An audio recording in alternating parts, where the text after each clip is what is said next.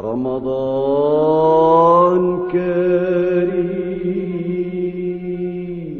السلام عليكم وأهلا بيك. بنستمر معاكم في تغطية كل الأخبار والتفاصيل عن المسلسلات والبرامج اللي هتتذاع في موسم رمضان 2024. وفي فيديو النهاردة هنستعرض ليكم قائمة الأعمال اللي هتتذاع على شاشة قناة MBC مصر. بس قبل ما نبدأ الفيديو، لو انت أول مرة تشوفنا اشترك معانا في القناة وفعل زر الجرس علشان توصلك كل فيديوهاتنا، وياريت تدعمنا بلايك للفيديو. ويلا بينا.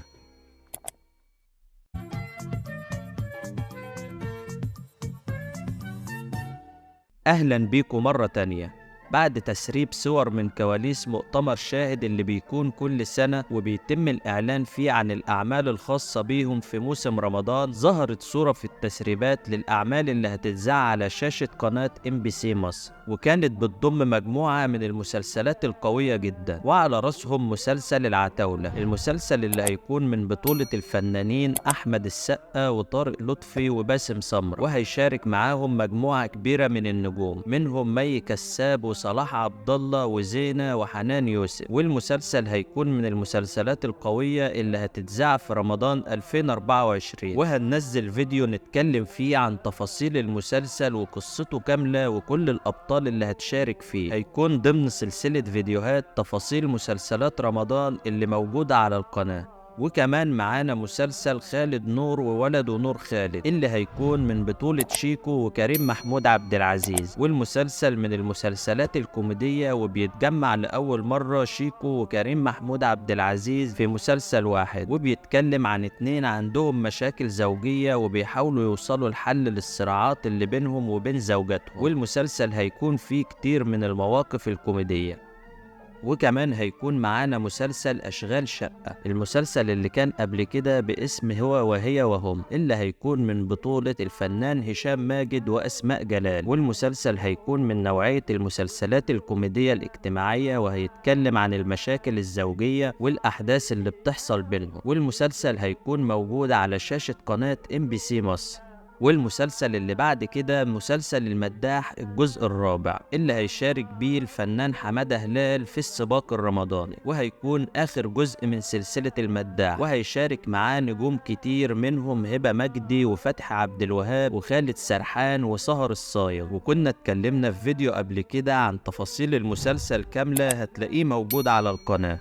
وفي معانا مسلسلات لسه ما تمش الإعلان عنها بشكل رسمي، بس متوقع بشكل كبير هتكون ضمن قائمة مسلسلات MBC مصر. ومن المسلسلات دي هيكون مسلسل كوبرا، اللي هيكون من بطولة الفنان محمد إمام، واللي كان طلع بعض الإشاعات إن المسلسل تم إيقافه، لكن قناة MBC مصر أعلنت إن المسلسل هيكون موجود في رمضان 2024، وده اللي بيأكد إنه هيكون ضمن قائمة المسلسلات اللي هتتذاع على القناة، بس لسه ما تمش الإعلان الرسمي عنه. والمسلسل هيكون مكون من 15 حلقة، وهيشارك فيه مجموعة كبيرة من الفنانين، منهم مجدي كامل ومحمود عبد المغني وأحمد فتحي. وكمان هيكون معانا مسلسل المعلم، اللي هيكون من بطولة الفنان مصطفى شعبان وسهر الصايغ، واللي اتكلمنا عن كل تفاصيله في فيديو موجود على القناة، تقدر تروح تشوف الفيديو وتعرف التفاصيل كاملة للمسلسل.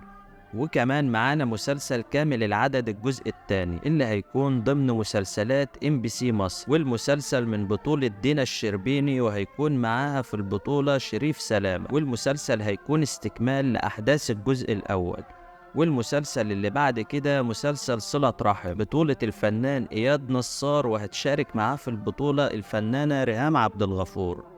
وكمان هيكون موجود معانا مسلسل لانش بوكس، بطولة الفنانة غادة عادل، والمسلسل مستوحى قصته من مسلسل أمريكي، وهيكون معاها في المسلسل جميلة عوض اللي هتشاركها في البطولة. وكمان معانا مسلسل زوجة واحدة لا تكفي، اللي هيكون من بطولة الفنان ماجد المصري، وهتشاركه في البطولة الفنانة أيتن عامر. والمسلسل هيكون مكون من 15 حلقة، ومن ضمن المسلسلات المتوقع إنها تتذاع على قناة MBC مصر. وكده يكون استعرضنا معاكم كل المسلسلات اللي هتتذاع على شاشة MBC مصر، لكن دي مش القايمة النهائية، لأن لسه في مسلسلات هتضاف للقايمة، فياريت تشترك معانا في القناة علشان توصلك كل الأخبار الخاصة بأعمال رمضان 2024. وكده يكون وصلنا لنهاية فيديو النهاردة. يا رب ما نكونش طولنا عليكم، واشوفكم على خير في فيديو جديد. سلام.